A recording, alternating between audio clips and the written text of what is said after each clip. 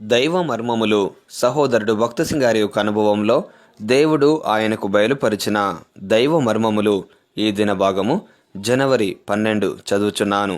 నీ సన్నిధిని సంపూర్ణ సంతోషము గలదు. కీర్తన 16:11 వచనము.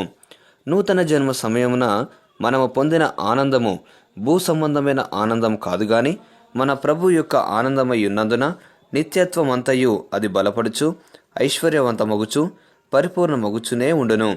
మరియు ఇది స్వార్థపూరితమైన సంతోషము కాదు. ఈ భూమి మీదను పరలోకమందును అనేకుల చేత పంచుకొనబడినట్టి సంతోషం ఇది.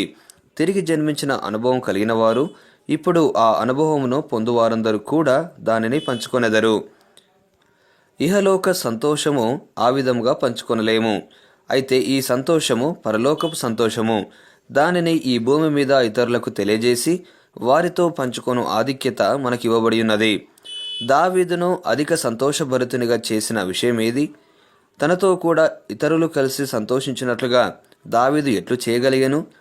అతని జీవితంలోని అనేక సందర్భములు వాటిలో ప్రతి ఒక్కటి తనకు బలమైయున్న ఆ దేవుని ఆనందమును పొందుటకు ఎక్కి రాగలిగిన మెట్లవలె ఉన్నవి. ముగింపు మాటలు. నేటి దినవాక్యం ద్వారా ప్రభు మనలను ఆత్మీయంగా నడిపించి సహాయపడి సమృద్ధిగా ఆశీర్వదించునుగాక. ఆమెన్. దైవజనుడు భక్సింగ్ గారి యొక్క వర్తమానములు, అందులో దైవ మర్మములు, అలసిన వాణిని ఊరడించు మాటలు పుస్తకములు మీ కొరకై ఈ ఛానల్లో అందుబాటులో ఉంచాము.